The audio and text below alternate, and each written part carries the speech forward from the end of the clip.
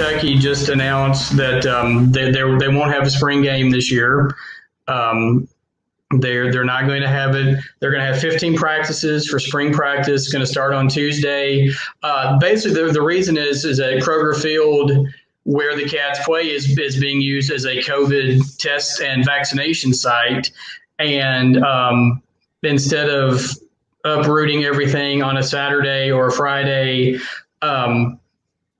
just to have a ball game, and then, how many fans do you invite? How many, that kind of thing. They just decided to just scrap it again this year. Obviously, we didn't have a spring game last year, and it's understandable. There are some fans out there who are a little annoyed. They're like, you could get rid of it, close the site for one day, let them come in, play football. It's not like they're not going to be scrimmaging. It's just not going to be a game that's open to the public. And so, like I said, I totally understand it. And Coach Stoops, they put out a statement basically saying that, we're not going to do this in the summer or do this in the spring in hopes of, everybody, we can get, more and more people vaccinated, more and more, I'm not going to get into the whole, vaccination thing. But the idea being obviously like, I don't know that Kentucky's going to allow like a full stadium. Our governor has been very conservative, with a lot of things, like Alabama and Clemson, places like that. They've all talked about, having the full stadiums. But, the idea being that we'll get this done now, and then we can have more people in the stadium come September 4th. So anyway, a little late breaking news there that just came in the last hour. So that Kentucky won't have a spring game this year. Like I said, it'll be the second year in a row for not having one. Kevin, that poses quite a problem for me. If I'm not able to scout the Kentucky football team during the spring game, that means I may not be able to project whether they're going to win the SEC Eastern Division. I got you. Well, we've had this conversation before. I think you were a year off on your prediction last year, but I'm not going all the way saying that they're going to win it. But I think they really, there's a couple of positions they got to shore up. But I really think their schedule sets up pretty well. It's just a matter of, can they beat the teams that are always there? Can they beat Georgia? They haven't beat Georgia since 2009. They beat Florida. Can they beat Florida again? Once in the last 33 years. That's the two. They have both of those. Georgia's on the road this year, but they have Florida and Tennessee at home this year. So, I think they're going to be right there. Like I said, and it starts, we're talking about spring football. It starts with the quarterback position, and that's what's going to garner pretty much all of the headlines, I think, or 99% of them throughout the whole spring practice. Of course, you got to talk Terry Wilson, went down in history basically as one of the most productive and most successful quarterbacks in UK history, even though he didn't get, I don't think, the credit that he deserved.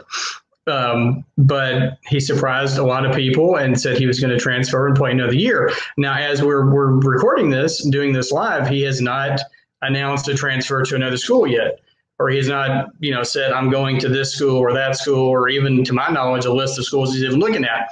But so he is, as far out of the picture, and basically right now it's a two-person race. You've got Joey Gatewood, who's the former transfer from Auburn, and then you have Bo Allen, who's the local product from Lexington Catholic here in from right here in Lexington. He won the Paul Hornung Award 2 years ago for the best high school player in the state, and of course Kentucky has a new offensive coordinator, Liam Cohen, who was the quarterbacks coach with the Los Angeles Rams. And, they're going to they say they're going to open it up more this year. As you well know, Kentucky's been behind that big blue wall, the ground and pound, with Benny Snell and then AJ Rose, Chris Rodriguez, those guys. AJ Rose has moved on, graduated, moved on. Didn't sound like a proper term there. Anyway, but they have Rodriguez, they have Classier Smoke. I think arguably one of the best running back groups in the SEC. I saw something on a website posted the other day that had Kentucky's running backs picked 10th or 11th, and I was like, that person doesn't watch I don't think the person watches college football, but that's just my opinion. But anyway, the quarterback situation is what's going to get the headlines.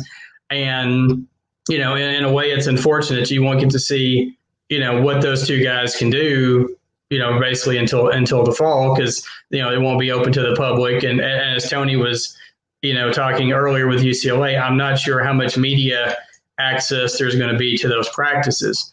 But I said you have Gatewood, who's, you know, kind of the dual threat guy, you know, run, pass. You know, he played limited time last year. You know, Bo Allen, all the same. You know, Gatewood played a little bit more. Allen's more that classic drop back passer. And, you know, right now, if you had to put my guess, I would say right now Gatewood was probably the leader, but there are a lot of people that think that, you know, by the time we get to September, that it may be Bo Allen, just based on he may be a better fit for Liam Cohen's offense. And then you also have a third person, Will Levis, who's transferred from Penn State, who obviously will not be here, who won't be here until the summer. So we may have a three-way quarterback race when we get there. And that's where the hope is that, you know, Coach Cohen will help them. Will help them get, you know, get the quarterback and get one developed. That they make a good point. So, but yeah, 8-4. I think 8-4. I think 8-4 is like the floor for UK this year. That's just my opinion. I think 8-4. I think, you know, with some breaks, I think 9. I think 9-3. 9-3 is probably where I'm looking right now. Maybe, well, like I said, with some luck, maybe 10-2. We'll see. But it's a long time between now and September, and a lot can happen. So, but like I said, that's the biggest thing, you know, going forward with Kentucky. Like I said, that's going to garner all the headlines. You know, in the spring and going into September 4th when they play Louisiana Monroe, is who's going to be the guy under center. So Gavin Wimsatt, if I'm pronouncing his name correctly, is the third-rated dual threat quarterback in the country. He's a top 100 prospect out of Owensboro, Kentucky, 22 class. Getting a question from a few people just regarding his status right now and how much of a chance there is that Mark Stoops lands him. I think there's a really good chance. He's a guy, as you said, he's one of the top players, you know, dual threat players in the country. And Kentucky has made his recruiting, I think, a priority. And you look at it and, you know, the last few years, the players in state, Stoops, Vince Marrow, you know, those guys have made recruiting in Kentucky a priority, and they've gotten a majority, especially the last 2 or 3 years, a majority of the top guys. Like I said, him, and then Dane Key, who's another player here in town at Frederick Douglass, is another guy that I think is also a major target for this year. Now, I think I would put Kentucky's chances at least 80-20 that they end up signing him. So that's my feeling right now. I do think, like I said, I think they're going to make recruiting him a priority. Because like I said, you know, Gatewood has a couple years. Bo Allen, you know, he could come in maybe that 2022, you know, maybe 2023. He might be your starting quarterback going forward. So, like I said, and by then we'll have 2 or 3 years of a Liam Cohen coached offense, and we'll know a lot more about what. What kind of offense they're going to run. You know, he says it's going to be a more pro style, you know, wide open attack. So we'll see what happens with that. But I would say 80-20 right now that he signs with Kentucky.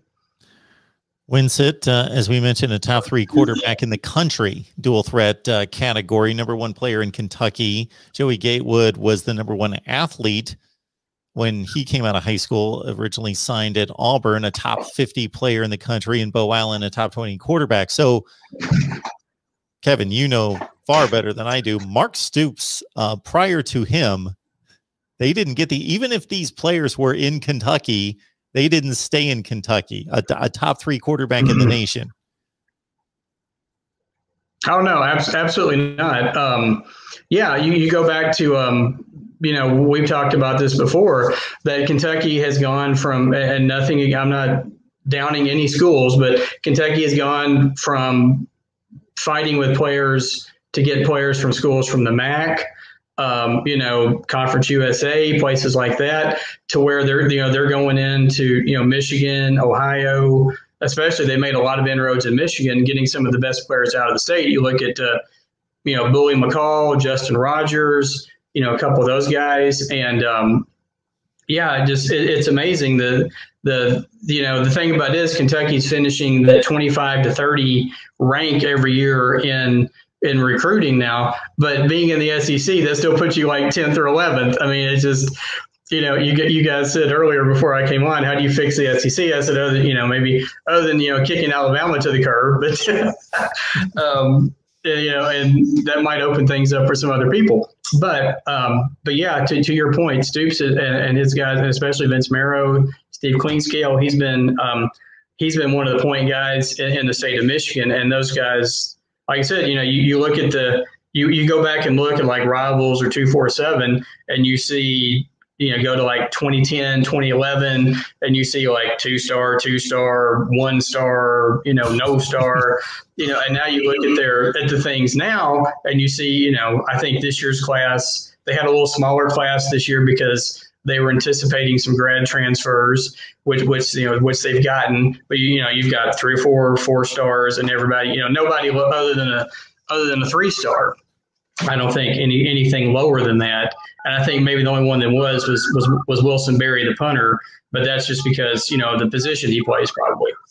So, but yeah, no, you look at the now they're going in, taking guys, going up against the Georgias, the Mississippi States, and getting some of these guys, Auburn, look at a guy like Jeremy Flax, people like that, Trevin Wallace. A lot of people thought he was going to Auburn. It was pretty much a done deal. And then Stoops and them John Summerall came in late and got him to come to Kentucky. So, but yeah, so yeah, like I said, the job he's done here, the next win hopefully comes September 4th. He'll be Stoops' 50th win at Kentucky, which put him, if things continue, probably in 2022, he'll pass, Bear Bryant for the all-time wins list at Kentucky, because I think Bear Bryant won 61 games and Stoops is like 40. Stoops is at 49 right now, and so with a really, really great season, he could do it this year. But we don't want to get that far ahead right now. But as I said, the recruiting and just there's just a lot of excitement about this program that you haven't seen in a long time. And the fact, and I just actually had a post today that went up at Last Word on College Football, basically a spring practice preview, what we're talking about. And I think the fact that Kentucky's having an historically bad season in basketball is even making the people more excited for football. And they were excited for spring practice. And as I said, the losing the spring game, as I said, there's a lot of people that are kind of upset. They're going to be upset about it, but I think you have to look at the bigger picture. But like I said, I'm excited about the season. Like I said, I think 9 wins.